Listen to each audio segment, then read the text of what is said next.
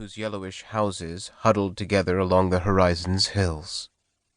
None of the South Hebron villages had running water or electricity, Eviad claiming that was how they chose to live. It's their Bedouin culture and shit. But I was skeptical. I was usually skeptical when other Israelis spoke about Arabs. I was a discerning soldier, a different kind of soldier, ears always perked, eyebrows always raised, almost always, at least. I remembered Kufr Kanut.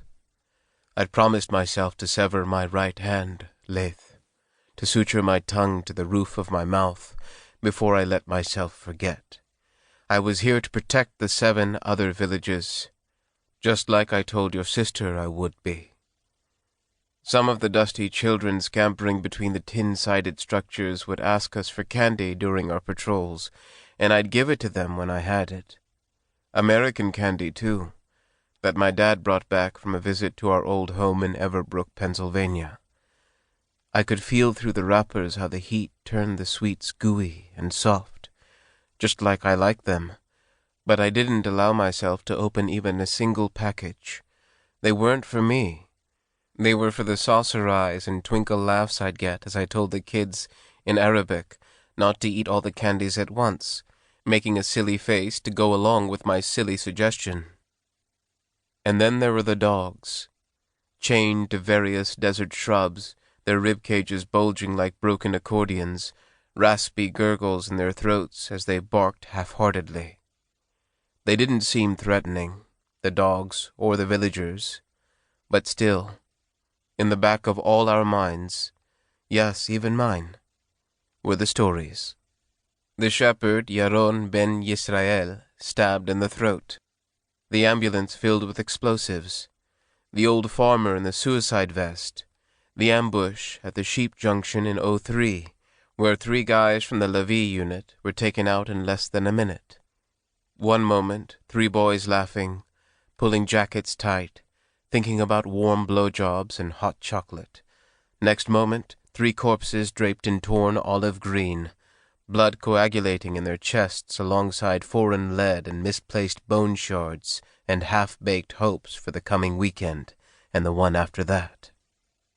On a shelf inside my head, alongside the piles of my good intentions, I'd placed a little sign that read, "No illusions."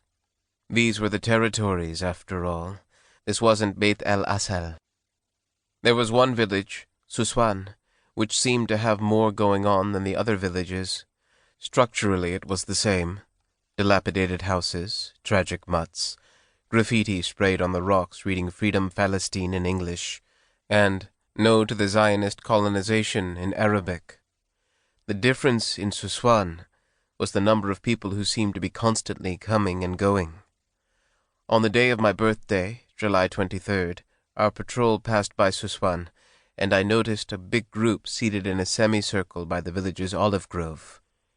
We were packed into the belly of an armored vehicle called a Ze'ev, a wolf, whose shell was built around the skeleton of a Ford F-550, and was designed to protect against light weapons fire, as well as Molotov cocktails and rocks.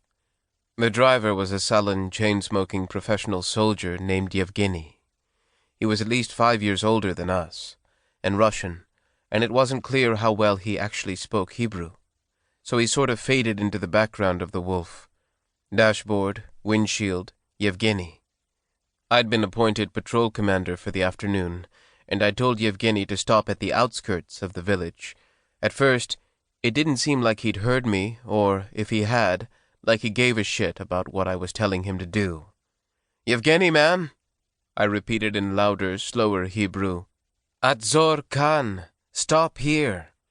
The wolf veered left and rolled to an off-road stop, earth clods and small plants crushed under its tires, and from the way Yevgeny looked over at me, I wondered whether he might murder me in my sleep. This was a running joke I had with Gadi and Tal and Eviad. "Good night, dudes," we'd say. "See you in the morning, unless Yevgeny gets you first." I looked at him now, at the bluish bags under his gray eyes, and I felt a little bad that we'd decided he might be a serial killer, just because he was pale and brooding.